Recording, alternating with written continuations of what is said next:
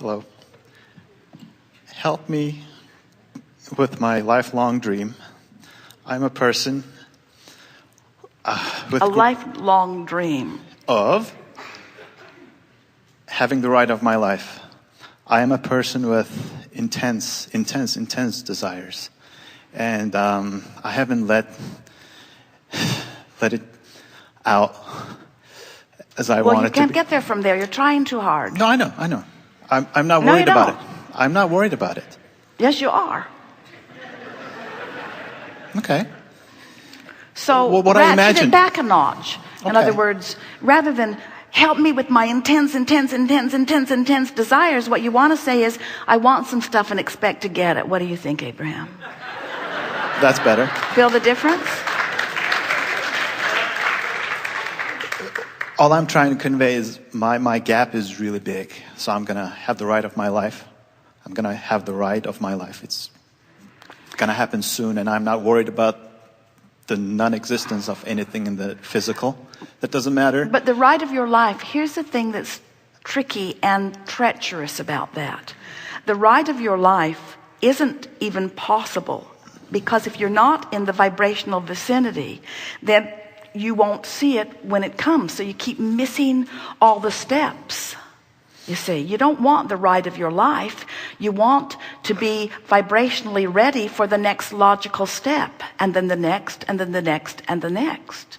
So what makes you coach it into such dramatic terms is, do you feel shortness of time? Do you feel lots of competition? In other words, you speak. I'm just not used to having such a right. I'm just used to putting it in the vortex and not allowing.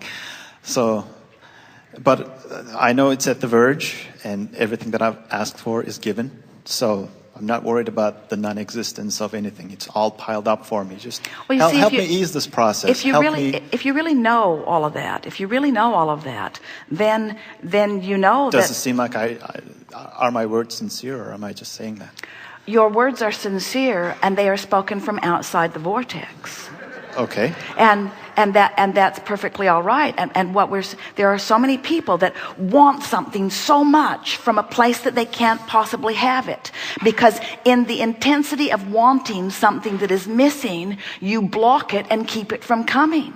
You have to let go of that intensity before you can get into the vortex. You can't take that I don't have-ness into the vortex. You can't take it with you. The vortex will not accept you while you're in this intense awareness that you're about to have the right of your life. You cannot have the right of your life when you think you're about to have the right of your life.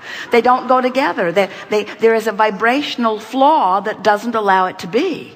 What allows it to happen is a relaxed acknowledgement that it's just a done deal, and there's no urgency about when it comes or how it comes, because you know for sure that it is coming. And won't it be nice when it comes, and won't it be fun to see it unfold?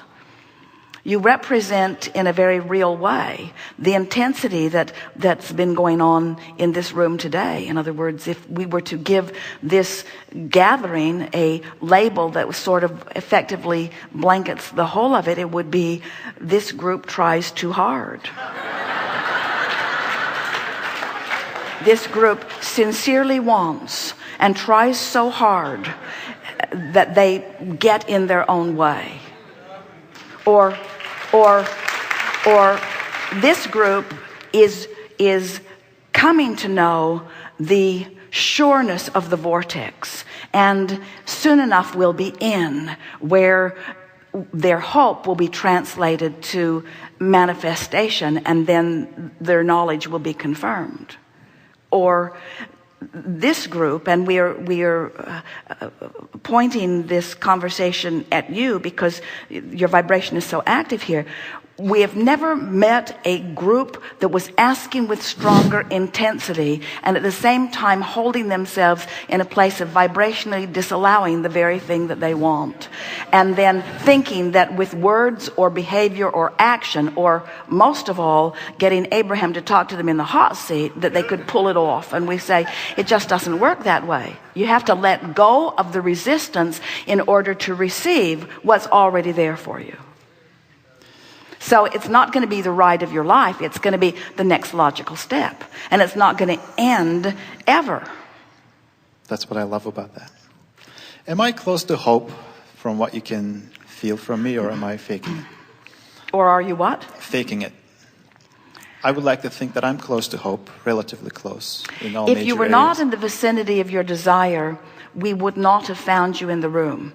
But we want to say to you, the energy that was spiking was because of the intensity of your desire, not because of your vibrational proximity to the vortex. In other words, the power of your desire is what caused us to see you. But as we said in our opening words here today, there will be those who have strong desire who will not be able to hear what we say. And we will not call them forward, because if you're too far from the receiving, in other words, step 1, you're doing big time. Step 2, we're doing big time. Step 3 is what we're accomplishing here together today. And if you were not in the vicinity, we would not have called you forward. In other words, if we did not think that a little tweaking with a little bit of words, if we did not think that you were not able to focus with us and hear what we were saying, we would not have wasted your time. So I'm in the vicinity of actually allowing. You are.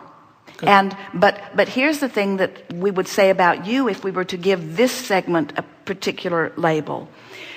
He is trying too hard. He is banking on the power of his effort and forgetting about the power of his chill. He is banking on the intensity of his desire and not reveling or basking in the ease and flow of the laws of the universe. He is not trusting. He is not expecting. He is not feeling worthy of receiving what he wants, and is trying to muster the worthiness through action rather than vibrational alignment. Can you feel the difference? Do you know what worthiness? Worthiness is something that most people put outside of them, and that's why you use the word faking. I'm trying to perform my worthiness. Where how do I feel worthy? Inside the vortex, well,